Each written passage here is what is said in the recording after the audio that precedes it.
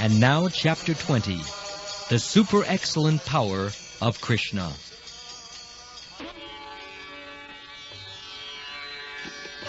Long, long ago, there was an assembly of great sages on the bank of the river Sarasvati, who performed a great sacrifice of the name Satrajagya.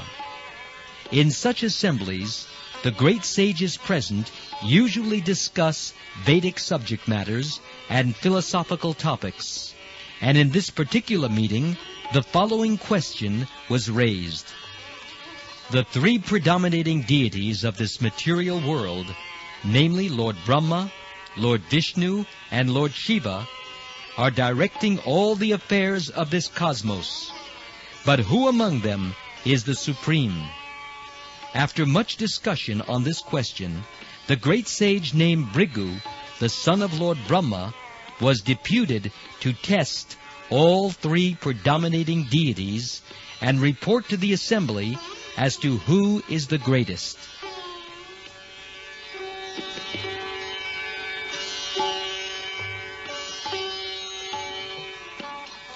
Being thus deputed, the great sage Bhrigu Muni first of all went to his father's residence in Brahmalok. The three deities are the controllers of the three material qualities, namely the qualities of goodness, passion, and ignorance. The plan decided upon by the sages was for Bhrigu to test which of the predominating deities possesses the quality of goodness in full. Therefore, when Bhrigu Muni reached his father, Lord Brahma, because he wanted to test whether he had the quality of goodness, he purposely did not offer his respects to his father, either by offering obeisances or by offering prayers. It is the duty of a son or a disciple to offer respects and recite suitable prayers when he approaches his father or spiritual master.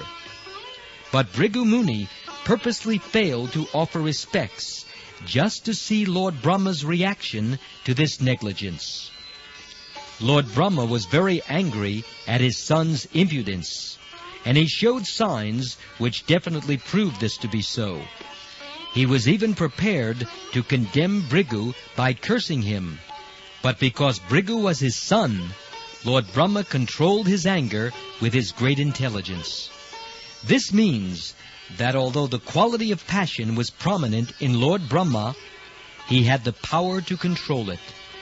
Lord Brahma's anger and his controlling his anger are likened to fire and water. Water is produced from fire, but fire can be extinguished with water. Similarly, although Lord Brahma was very angry due to his quality of passion, he could still control his passion because Bhrigu Muni was his son.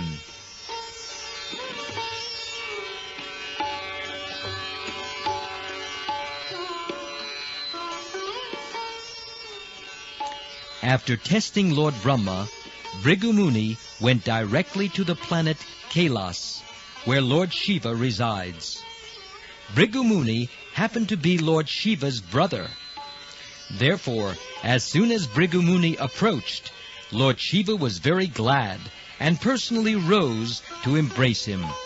But when Lord Shiva approached, Bhrigu Muni refused to embrace him.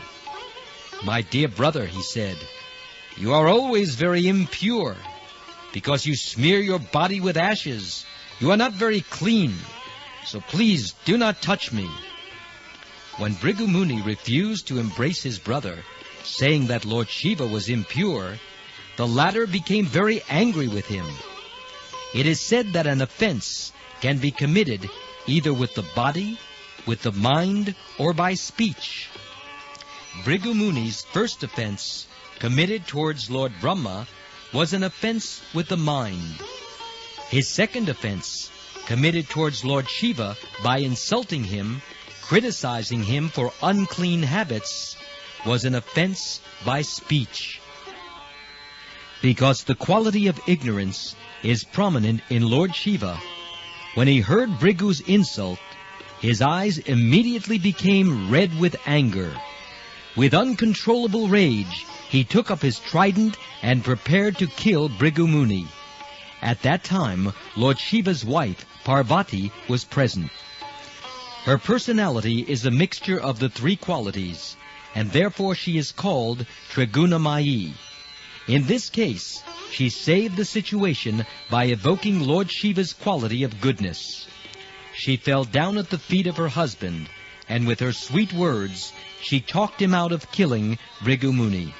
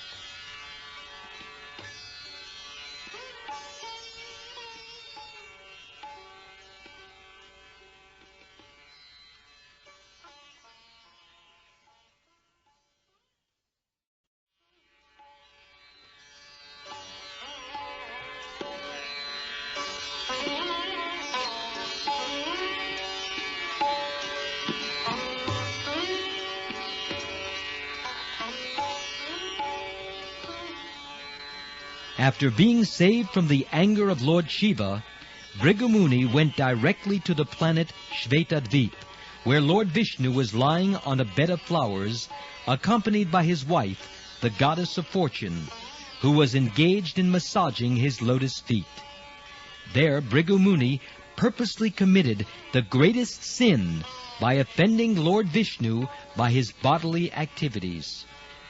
The first offense committed by Bhrigu Muni was mental. The second offense was vocal. And the third offense, corporal. These different offenses are progressively greater in degree. An offense committed within the mind is a positive offense. The same offense committed verbally is comparatively more grave. And when committed by bodily action, it is superlative in offensiveness. So Bhrigu Muni committed the greatest offense by touching the chest of the Lord with his foot in the presence of the goddess of fortune. Of course, Lord Vishnu is all merciful. He did not become angry at the activities of Bhrigu Muni, for Bhrigu Muni was a great Brahmin. A Brahmin is to be excused even if he sometimes commits an offense, and Lord Vishnu set the example. Yet it is said that from the time of this incident, the goddess of fortune, Lakshmi, has not been very favorably disposed towards the Brahmins, and therefore, because the goddess of fortune withholds her benedictions from them, the Brahmins are generally very poor. Bhrigu Muni's touching the chest of Lord Vishnu with his foot was certainly a great offense, but Lord Vishnu is so great that he did not care. The so-called Brahmins of the Kali Yuga are sometimes very proud that they can touch the chest of Lord Vishnu with their feet. But when Bhrigu Muni touched the chest of Lord Vishnu with his feet, it was different, because although it was the greatest offense, Lord Vishnu, being greatly magnanimous, did not take it very seriously.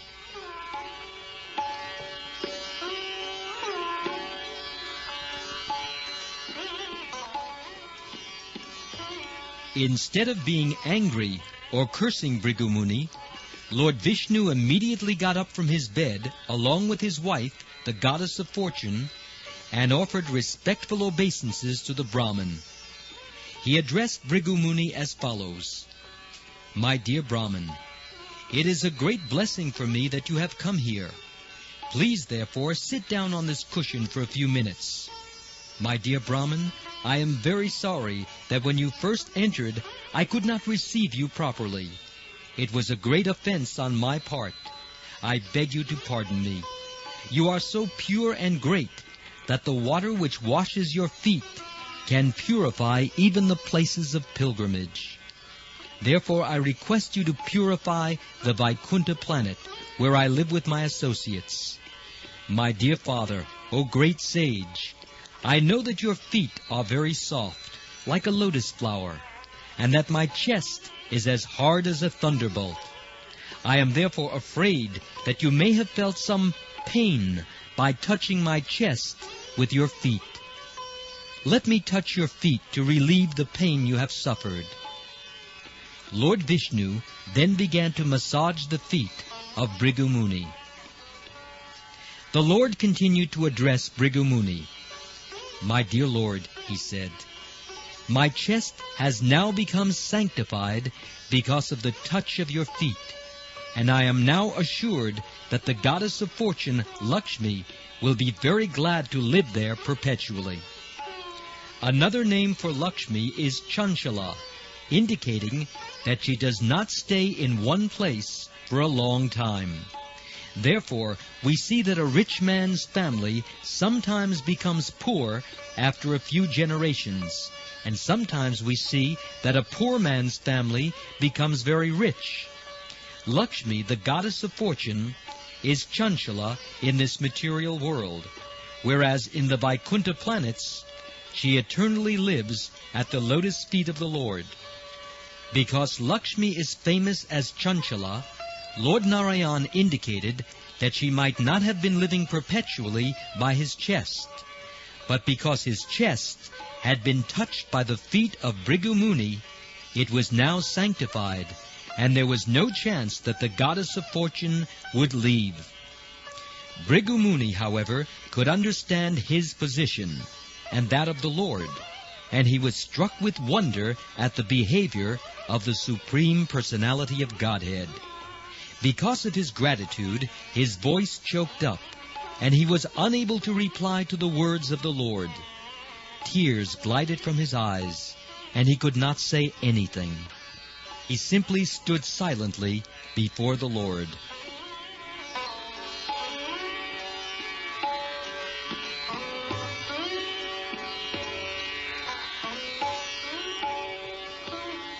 After testing Lord Brahma, Lord Shiva, and Lord Vishnu, Bhrigu Muni returned to the assembly of great sages on the bank of the river Sarasvati and described his experience. After hearing him with great attention, the sages concluded that of all the predominating deities, certainly Vishnu is situated in the mode of goodness in the highest degree. In the Srimad Bhagavatam, these great sages are described as Brahma Badhanam. Brahma Badhanam means those who talk about the absolute truth, but have not yet come to a conclusion.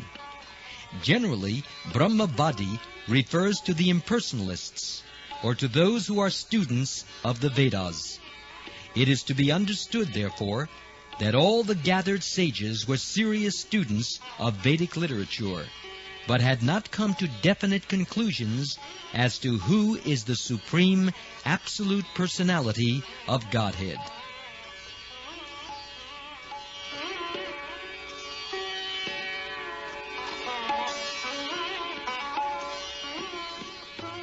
After hearing of Bhrigu Muni's experience in meeting all three predominating deities, Lord Shiva, Lord Brahma, and Lord Vishnu, the sages concluded that Lord Vishnu is the supreme truth, the personality of Godhead.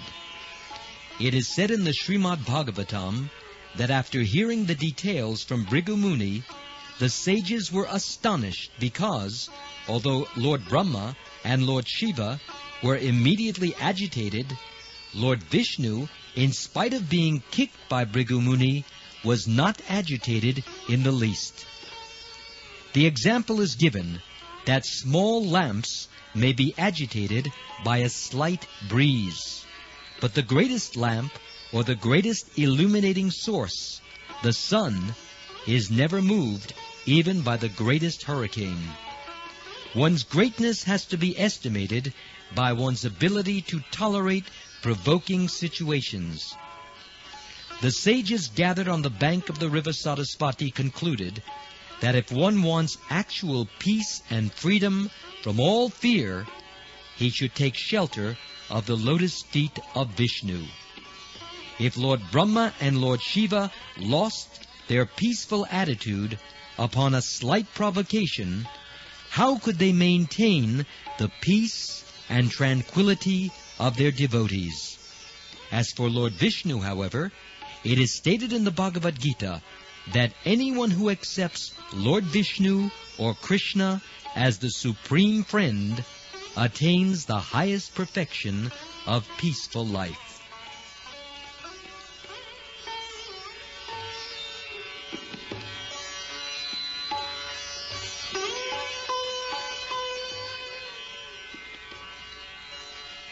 The sages thus concluded that by following the principles of Vaishnava Dharma, one becomes actually perfect. But if one follows all the religious principles of a particular sect and does not become advanced in understanding the Supreme Personality of Godhead, Vishnu, all such labor of love is fruitless.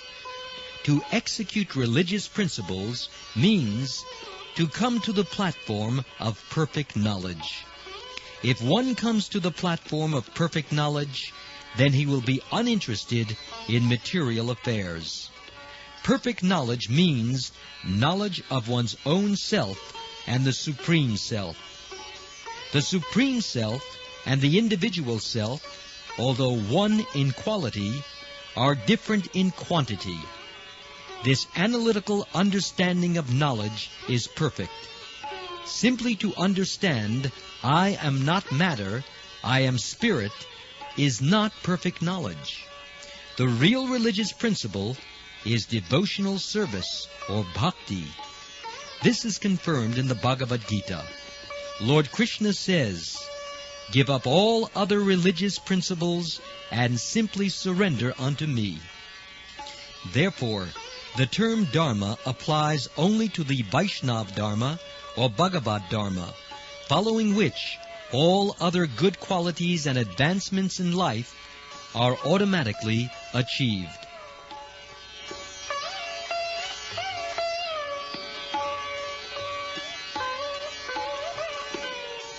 The highest perfectional knowledge is knowledge of the Supreme Lord.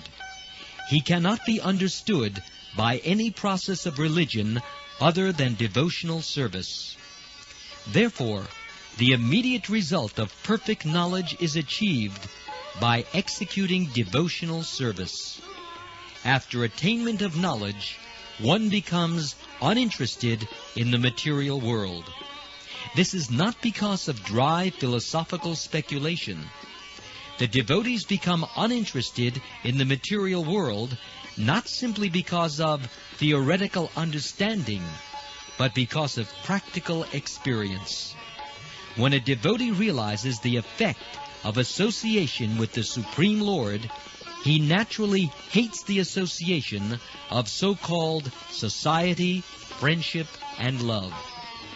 This detachment is not dry, but is due to achieving a higher status of life by relishing transcendental mellows. It is further stated in the Srimad Bhagavatam that after attainment of such knowledge and detachment from material sense gratification, one's advancement in the 8 opulences attained by mystic yoga practice, such as the Anima, Laghima, and Prapti Siddhis, is also achieved without separate effort. The perfect example is Maharaj Ambarish. He was not a mystic yogi, but a great devotee. Yet in a disagreement with Maharaj Ambarish, the great mystic Durvasa was defeated in the presence of his devotional attitude. In other words, a devotee does not need to practice the mystic yoga system to achieve power.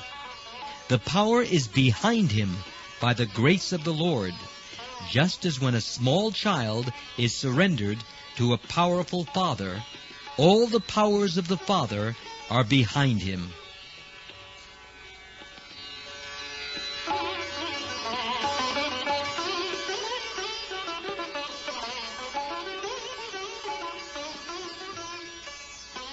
When a person becomes famous as a devotee of the Lord, his reputation is never to be extinguished.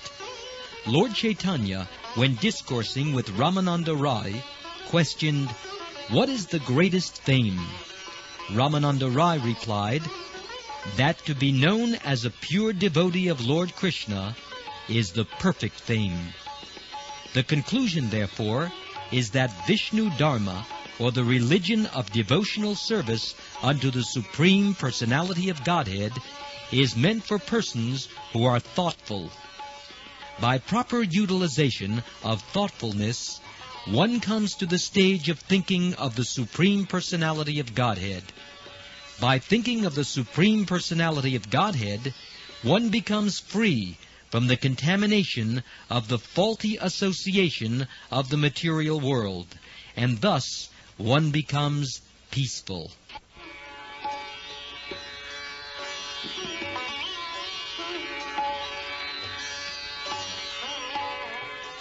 The world is in a disturbed condition because of a scarcity of such peaceful devotees in human society. Unless one is a devotee, one cannot be equal to all living entities. A devotee is equally disposed towards the animals, the human beings, and all living entities, because he sees every living entity as a part and parcel of the Supreme Lord. In the Ishopanishad, it is clearly stated that one who has come to the stage of seeing all living beings equally does not hate anyone or favor anyone. The devotee does not hanker to possess more than he requires. Devotees are therefore akinchana. In any condition of life, a devotee is satisfied. It is said that a devotee is even-minded, whether he is in hell or in heaven. A devotee is callous to all subjects other than his engagement in devotional service. This mode of life is the highest perfectional stage, from which one can be elevated to the spiritual world, back home, back to Godhead. The devotees of the Supreme Personality of Godhead are especially attracted by the highest material quality, goodness, and the qualified Brahman is the symbolic representation of this goodness. Therefore, a devotee is attached to the Brahminical stage of life. He is not very much interested in passion or ignorance, although these qualities also emanate from the Supreme Lord Vishnu. In the Srimad Bhagavatam, the devotees are described as Nipuna Buddhi, which means that they are the most intelligent class of men. Uninfluenced by attachment or hatred, the devotee lives very peacefully and is not agitated by the influence of passion and ignorance.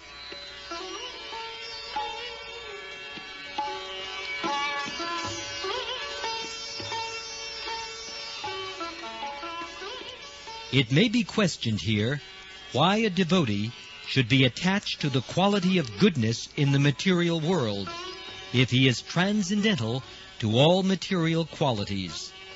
The answer is that there are different kinds of people existing in the modes of material nature. Those in the mode of ignorance are called Rakshasas. Those in the mode of passion are called Asuras. And those in the mode of goodness are called Suras, or demigods. Under the direction of the Supreme Lord, these three classes of men are created by material nature. But those in the mode of goodness have a greater chance to be elevated to the spiritual world, back home, back to Godhead. Thus all the sages who assembled on the bank of the river Sarasvati to try to determine who is the supreme predominating deity became freed from all doubts about Vishnu worship. All of them thereafter engaged in devotional service, and thus they achieved the desired result and went back to Godhead.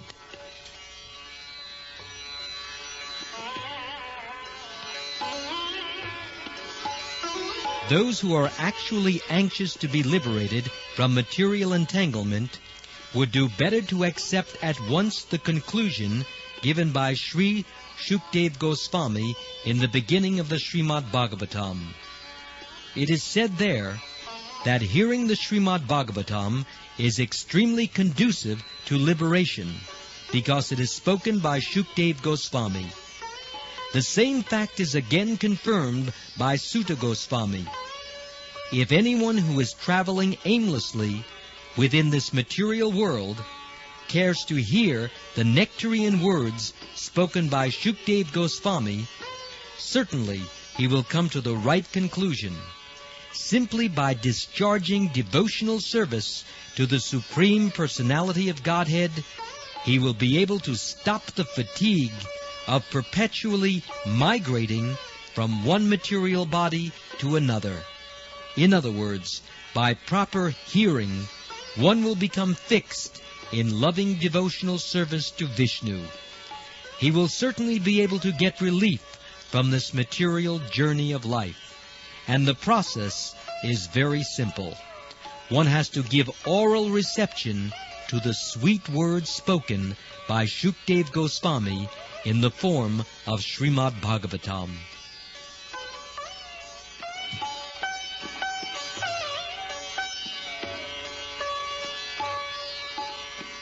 Another conclusion is that we should never consider the demigods, even Lord Shiva and Lord Brahma, to be on an equal level with Lord Vishnu. If we do this, then according to Padma Purana, we immediately become atheists. In the Vedic literature known as Hari Vamsa, it is also stated that only the Supreme Personality of Godhead, Vishnu, is to be worshipped. The Hare Krishna Maha Mantra, or any such Vishnu mantra, is always to be chanted. In the second canto of Srimad Bhagavatam, Lord Brahma says, "Both Lord Shiva and I are engaged by the Supreme Personality of Godhead to act in different capacities under His direction." In the Chaitanya Charitamrita, it is also stated that the only master is Krishna, and all others, in all categories of life, are servants of Krishna. In the Bhagavad Gita, it is confirmed by the Lord that there is no truth superior to Krishna. Shukdev Goswami also, in order to draw attention to the fact that among all Vishnu Tattva forms, Lord Krishna is 100% the Supreme Personality of Godhead, narrated the story of an incident which took place when Lord Krishna was present.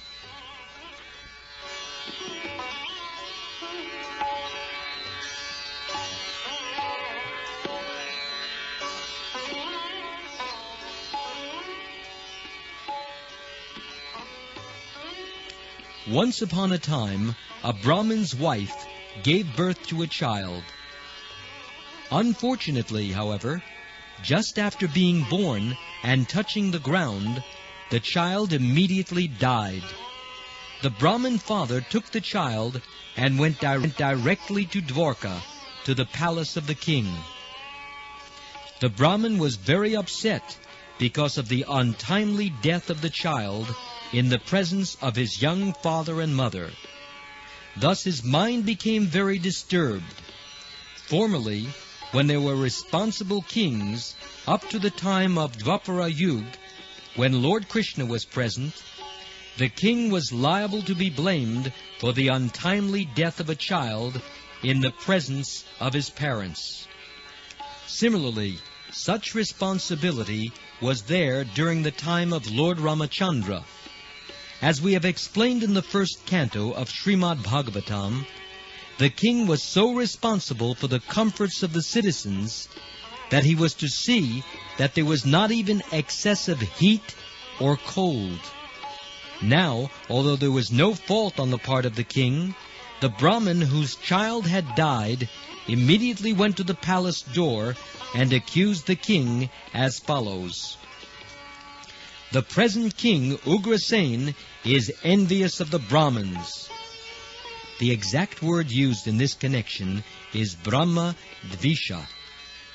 One who is envious of the Vedas, of a qualified Brahmin, or of the Brahmin caste, is called Brahmadvit. So the king was accused of being Brahmadvit. He was also accused of being Shatadhi, falsely intelligent. The executive head of a state must be very intelligent to see to the comforts of the citizens. But according to the Brahmin, the king was not at all intelligent, although he was occupying the royal throne. Therefore the Brahmin also called him Lubdha, which means greedy. In other words, a king or an executive head of state should not occupy the exalted post of president or king if he is greedy and self-interested. But it is natural that an executive head becomes self-interested when he is attached to material enjoyment. Therefore, another word used here is Vishayatmana.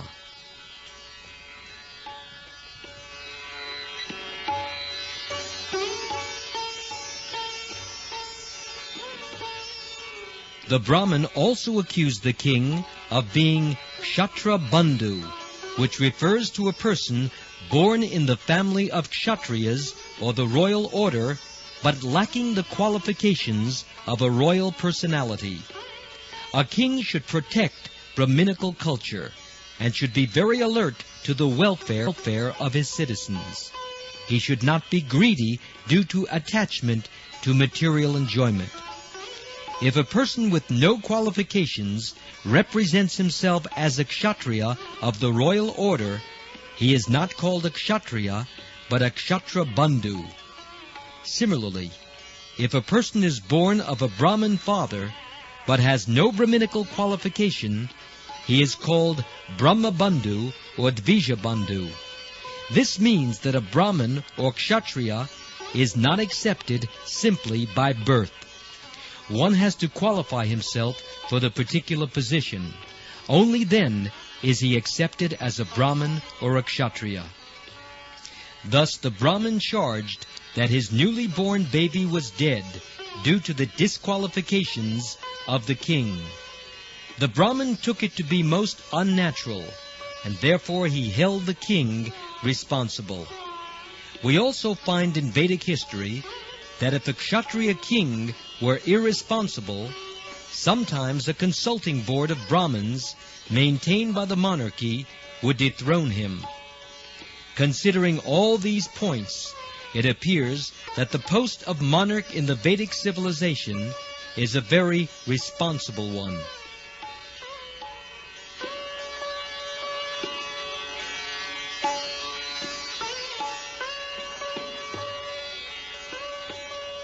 The Brahmin therefore said, "No one should offer respects or worship to a king whose only business is envy. Such a king spends his time either hunting and killing animals in the forest or killing citizens for criminal acts. He has no self-control and possesses bad character. If such a king is worshipped or honored by the citizens will never be happy. They will always remain poor, full of anxieties and aggrievement, and always unhappy." Although in modern politics the post of monarch is abolished, the president is not held responsible for the comforts of the citizens. In this age of Kali, the executive head of a state somehow or other gets votes and is elected to an exalted post, but the condition of the citizens continues to be full of anxiety, distress, unhappiness, and dissatisfaction.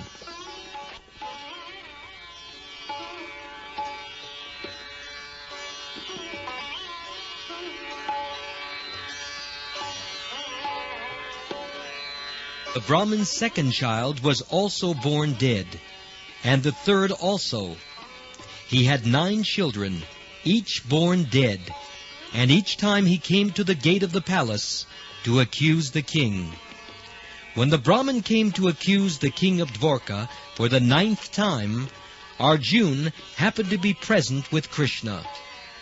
On hearing that a Brahmin was accusing the king of not properly protecting him, Arjuna became inquisitive and approached the Brahmin.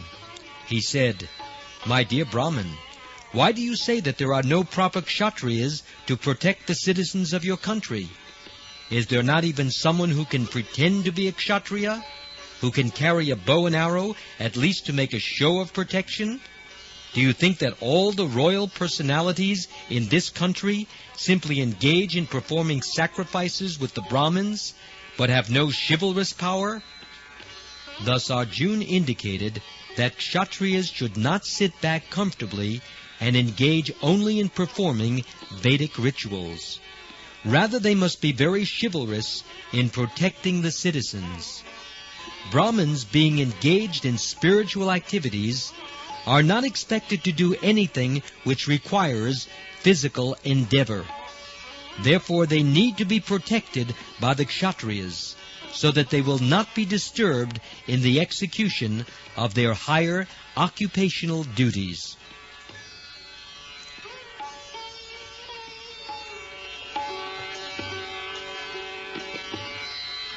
If the Brahmins feel unwanted separation from their wives and children, Arjuna continued, and the Kshatriya kings do not take care of them, then such Kshatriyas are to be considered no more than stage players. In dramatic performances in the theater, an actor may play the part of a king, but no one expects any benefits from such a make-believe king. Similarly, if the king or the executive head of a state cannot give protection to the head of the social structure, he is considered merely a bluffer. Such executive heads simply live for their own livelihood, while occupying exalted posts as chiefs of state. My lord, I promise I shall give protection to your children, and if I am unable to do so, then I shall enter into blazing fire, so that the sinful contamination which has infected me will be counteracted.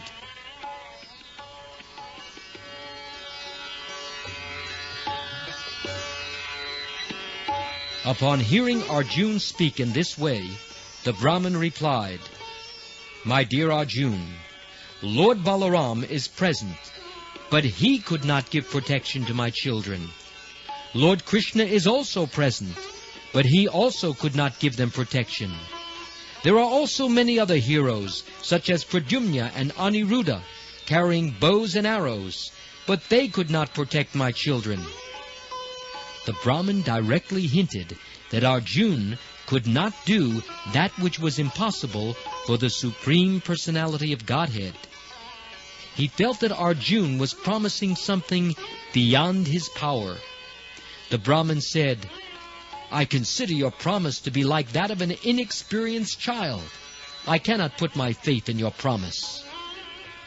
Arjuna then understood that the Brahmin had lost all faith in the Kshatriya kings. Therefore, to encourage him, Arjuna spoke as if criticizing even his friend Lord Krishna. While Lord Krishna and others were listening, he specifically attacked Krishna by saying, "My dear Brahmin, I am neither Sankarshan, nor Krishna, nor one of Krishna's sons like Pradyumna or Aniruddha. My name is Arjuna, and I carry the bow known as Gandiv.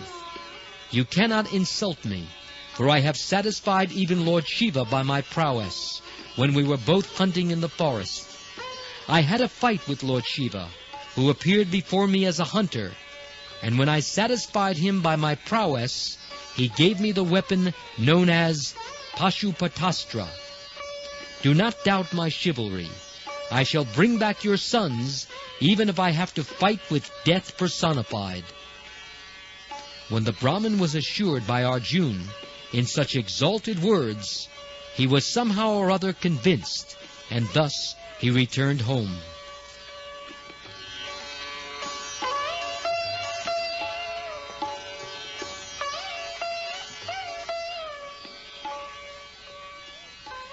When the Brahmin's wife was to give birth to another child, the Brahmin began to chant, "My dear Arjuna, Please come now and save my child."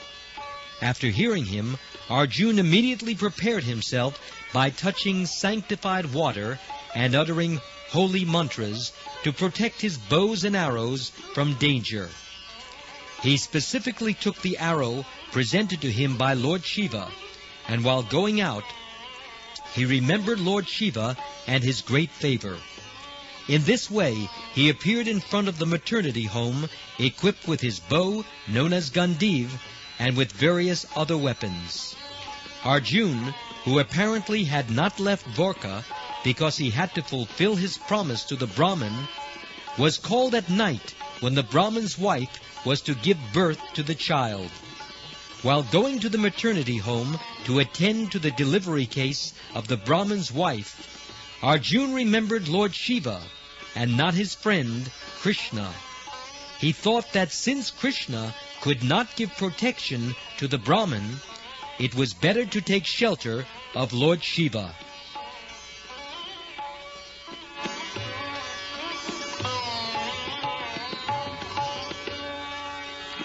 This is another instance of how a person takes shelter of the demigods.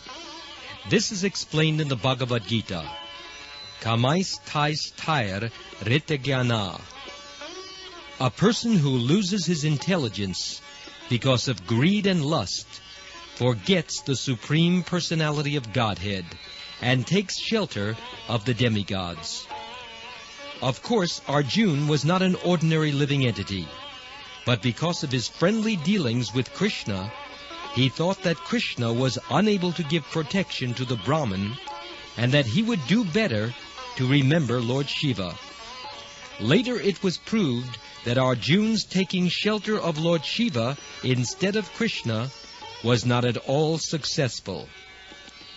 Arjuna, however, did his best by chanting different mantras, and he took up his bow to guard the maternity home from all directions. The Brahmin's wife delivered a male child, and as usual, the child began to cry. But suddenly, within a few minutes, both the child and Arjuna's arrows disappeared into the sky.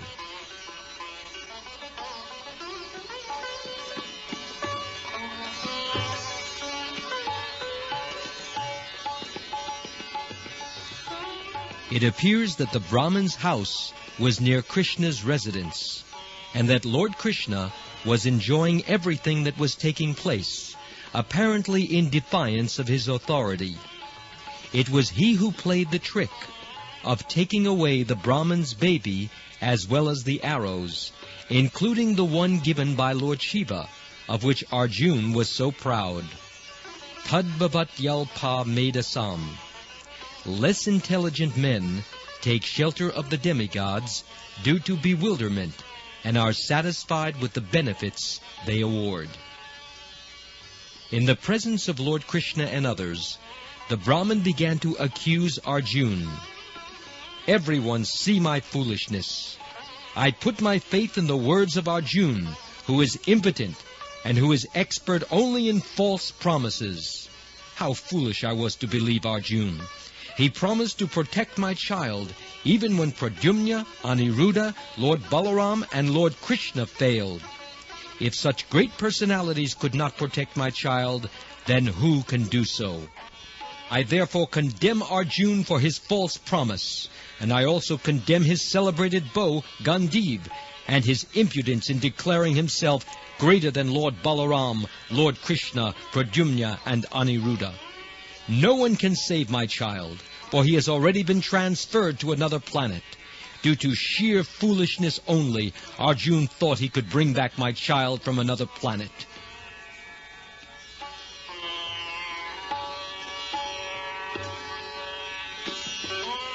Thus condemned by the Brahmin, Arjuna empowered himself with a mystic yoga perfection, so that he could travel to any planet to find the Brahmin's baby.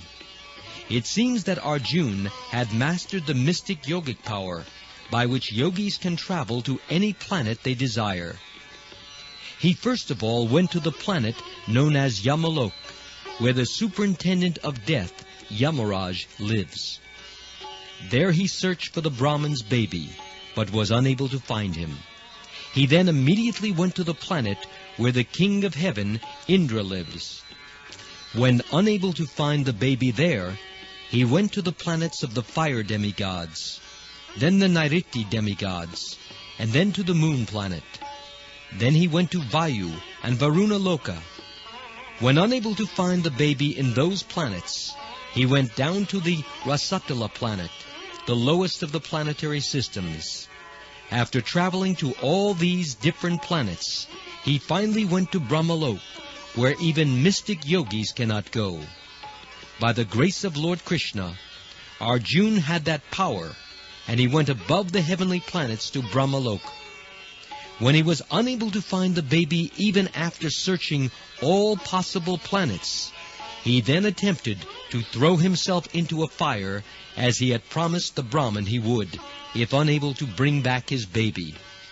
Lord Krishna, however, was very kind toward Arjuna, because Arjuna was the most intimate friend of the Lord. Lord Krishna persuaded Arjuna not to enter the fire in disgrace.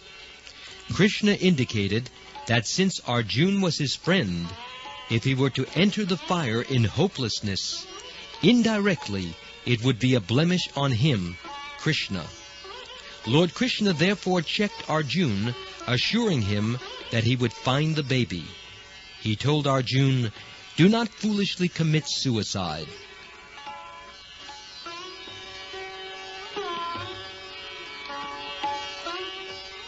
After addressing Arjuna in this way, Lord Krishna called for his transcendental chariot. He mounted it along with Arjuna and began to proceed north.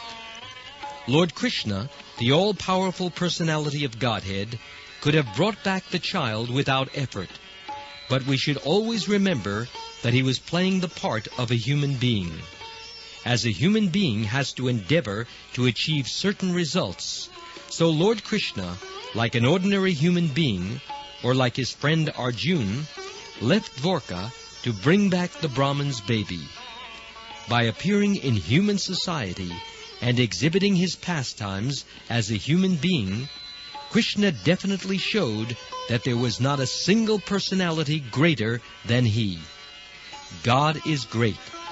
That is the definition of the Supreme Personality of Godhead. So at least within this material world, while he was present, Krishna proved that there was no greater personality within the universe.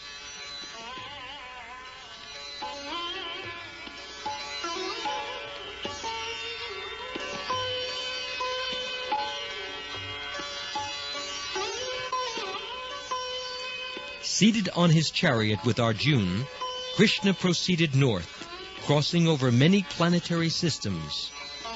These are described in the Srimad Bhagavatam as Sapta Dvip. Dvip means island. These planets are sometimes described in the Vedic literatures as Dvipas. The planet on which we are living is called Jambudvip. Outer space is taken as a great ocean of air, and within that great ocean of air there are many islands, which are the different planets. In each and every planet there are oceans also. In some of the planets the oceans are of salt water, and in some of them there are oceans of milk. In others there are oceans of liquor, and in others there are oceans of ghee or oil. There are different kinds of mountains also. Each and every planet has a different type of atmosphere.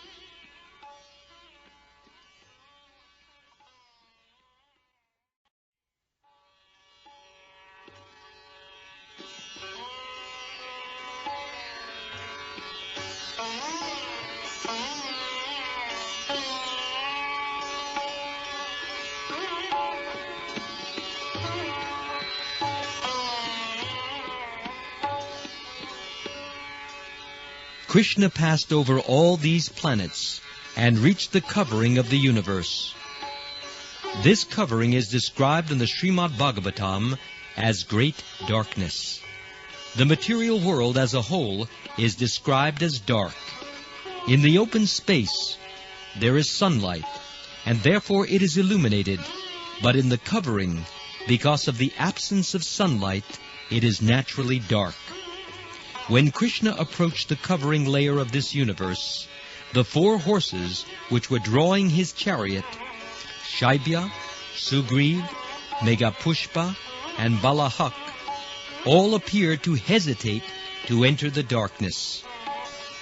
This hesitation is also a part of the pastimes of Lord Krishna, because the horses of Krishna are not ordinary. It is not possible for ordinary horses to go all over the universe and then enter into its outer covering layers. As Krishna is transcendental, his chariot and his horses and everything about him is also transcendental, beyond the qualities of this material world. We should always remember that Krishna was playing the part of an ordinary human being, and his horses also, by the will of Krishna, played the parts of ordinary horses in hesitating to enter the darkness.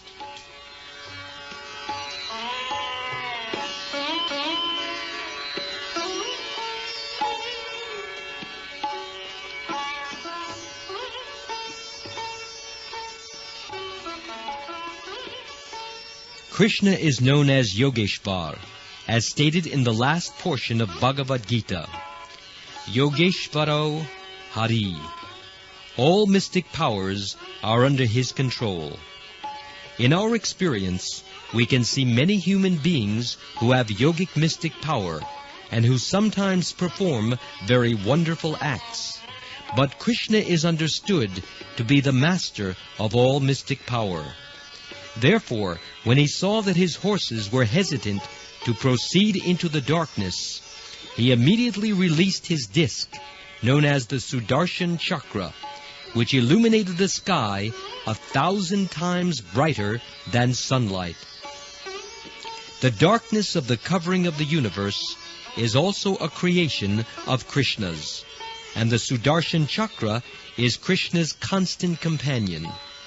Thus he penetrated the darkness by keeping the Sudarshan Chakra before him.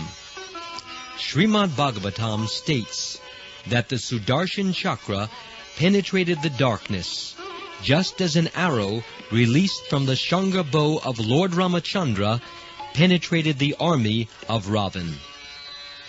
Su means very nice, and Darshan means observation. By the grace of Lord Krishna's disc, Sudarshan, everything can be seen very nicely, and nothing can remain in darkness. Thus Lord Krishna and Arjuna crossed over the great region of darkness covering the material universes.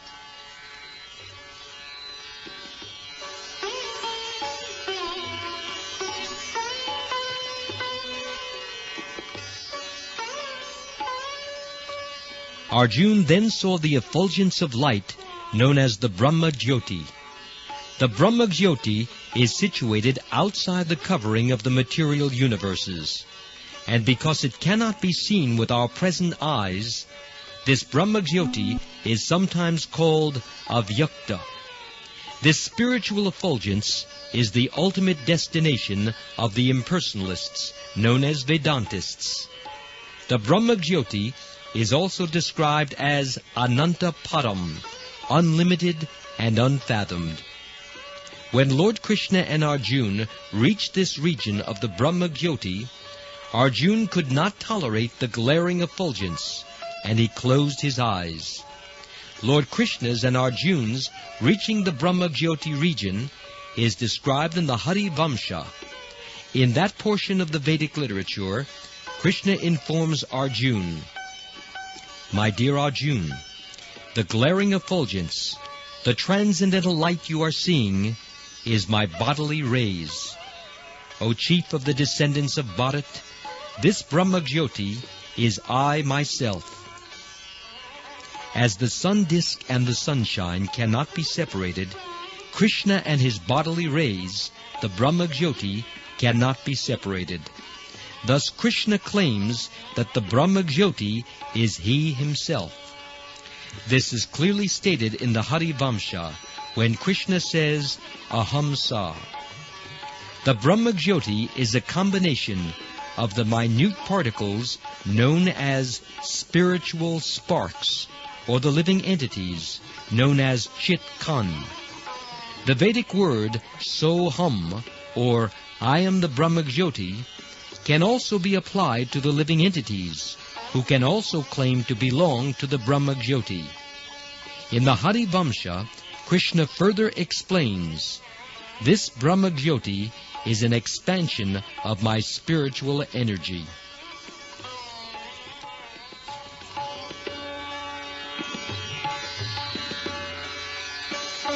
Krishna told Arjuna, the Brahma-jyoti is beyond the region of my external energy known as Maya Shakti.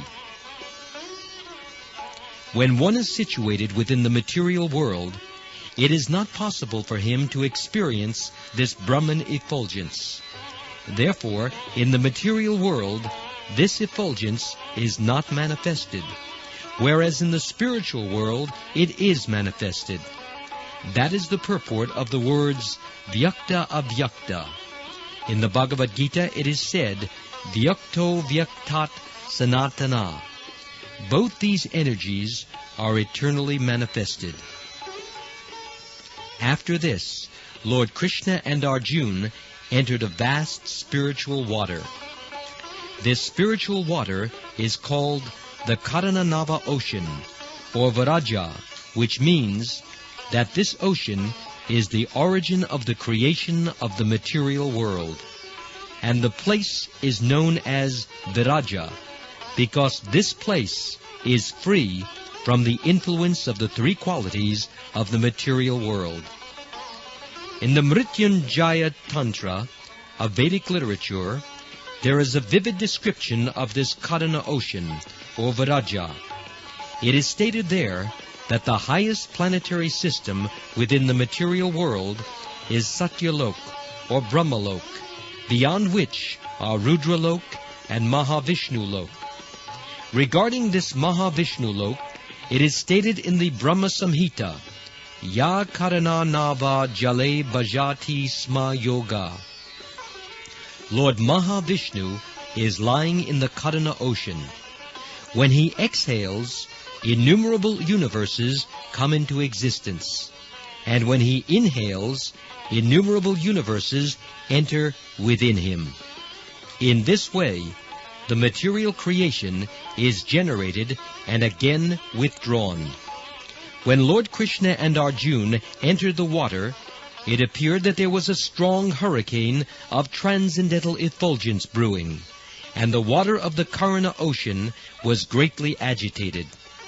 By the grace of Lord Krishna, Arjuna had the unique experience of being able to see the very beautiful Kṛṣṇa ocean.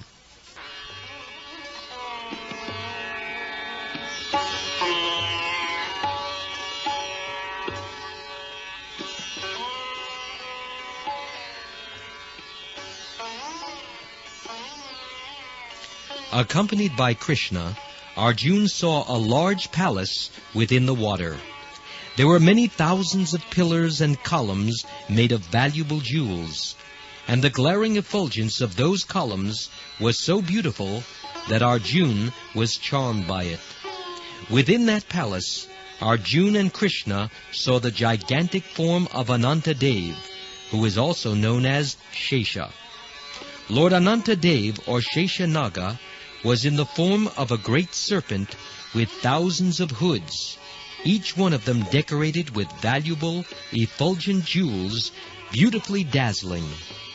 Each of Anantadeva's hoods had 2 eyes, which appeared very fearful. His body was as white as the mountaintop of Kailas, which is always covered by snow. His neck was bluish, as were his tongues. Thus Arjuna saw the Sheshanaga form, and he also saw that on the very soft white body of Sheshanaga, Lord Mahavishnu was lying very comfortably. He appeared all-pervading and very powerful, and Arjuna could understand that the Supreme Personality of Godhead in that form is known as Purushottam. He is known as Purushottam, the best, or the Supreme Personality of Godhead, because from this form emanates within the material world another form of Vishnu, known as Garbhodakshayi Vishnu. The Mahavishnu form of the Lord, Purushottam, is beyond the material world.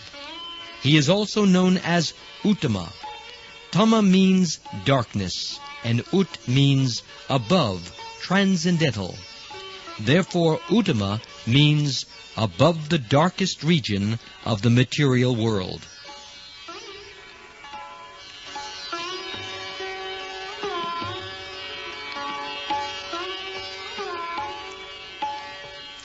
Arjuna saw that the bodily color of Purushottam, Mahavishnu, was as dark as a new cloud in the rainy season. He was dressed in very nice yellow clothing. His face was always beautifully smiling, and his eyes, which were like lotus petals, were very attractive. Lord Mahavishnu's helmet was bedecked with valuable jewels, and his beautiful earrings enhanced the beauty of the curling hair on his head. Lord Mahavishnu had 8 arms, all very long, reaching to his knees. His neck was decorated with the Kaustuba jewel, and his chest was marked with the symbol of Srivatsa, which means the resting place of the goddess of fortune. The Lord wore a garland of lotus flowers down to his knees. This long garland is known as a Vaijayanti garland.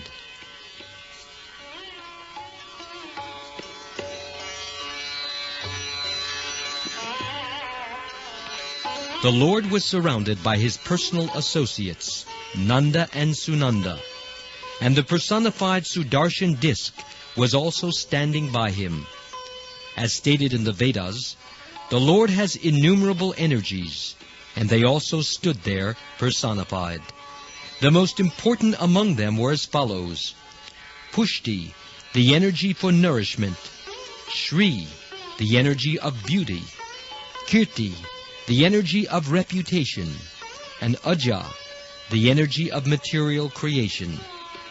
All these energies are invested in the administrators of the material world, namely Lord Brahma, Lord Shiva, and Lord Vishnu, and in the kings of the heavenly planets, Indra, Chandra, Varun, and the sun god. In other words, all these demigods, being empowered by the Lord with certain energies, engage in the transcendental loving service of the Supreme Personality of Godhead. The Mahavishnu feature is an expansion of Krishna's body.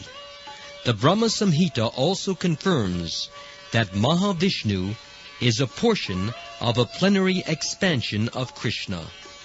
All such expansions are non-different from the personality of Godhead.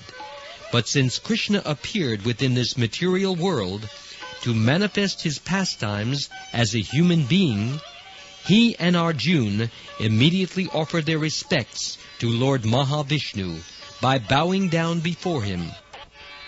It is stated in the Srimad Bhagavatam that Lord Krishna offered respect to Mahavishnu. This means that he offered obeisances unto him, only because Lord Mahavishnu is non-different from he himself. This offering of obeisances by Krishna to Mahavishnu is not, however, the form of worship known as Ahangrahopasana, which is sometimes recommended for persons trying to elevate themselves to the spiritual world by performing the sacrifice of knowledge. Such persons are also mentioned in the Bhagavad Gita.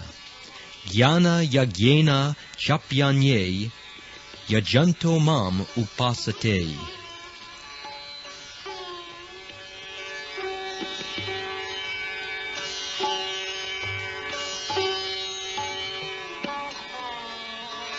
Although there was no necessity for Krishna to offer obeisances, because he is the master teacher, he taught Arjuna just how respect should be offered to Lord Mahavishnu. Arjuna, however, became very much afraid upon seeing the gigantic form of everything, distinct from the material experience. Seeing Krishna offering obeisances to Lord Mahavishnu, he immediately followed him and stood before the Lord with folded hands. After this, the gigantic form of Mahavishnu, greatly pleased, smiled pleasingly and spoke as follows. My dear Krishna and Arjuna, I was very anxious to see you both, and therefore I arranged to take away the babies of the Brahman and keep them here. I have been expecting to see you both at this palace. You have appeared in the material world as my incarnations, in order to minimize the force of the demoniac persons who burden the world. Now, after killing all these unwanted demons, you will please come back to me. Both of you are incarnations of the great sage Narayan.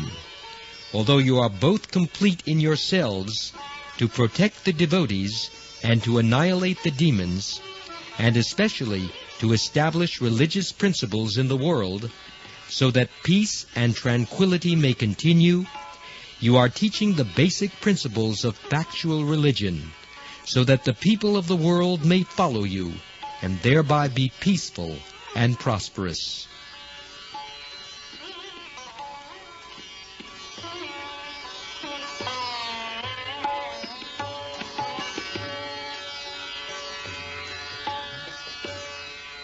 Both Lord Krishna and Arjuna then offered their obeisances to Lord Mahavishnu, and, taking back the Brahman's children, they returned to Dwarka via the same route by which they had entered the spiritual world.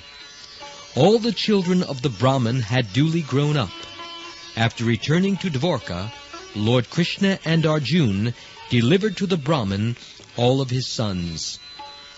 Arjuna, however, was struck with great wonder after visiting the transcendental world by the grace of Lord Krishna. And by the grace of Krishna, he could understand that whatever opulence there may be within this material world is an emanation from him. Any opulent position a person may have within this material world is due to Krishna's mercy. One should therefore always be in Krishna consciousness, in complete gratefulness to Lord Krishna, because whatever one may possess is all his mercy.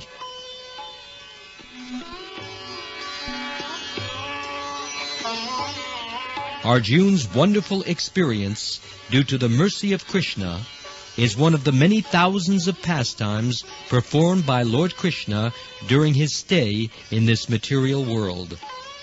They were all unique and have no parallel in the history of the world. All these pastimes prove fully that Krishna is the Supreme Personality of Godhead. Yet, while present within this material world, he played just like an ordinary man possessing many worldly duties. He played the part of an ideal householder, and although he possessed 16,000 wives, 16,000 palaces, and 160,000 children, he also performed many sacrifices just to teach the royal order how to live in the material world for the welfare of humanity. As the ideal Supreme Personality, he fulfilled the desires of everyone, from the Brahmins, the highest persons in human society, down to the ordinary living entities, including the lowest of men.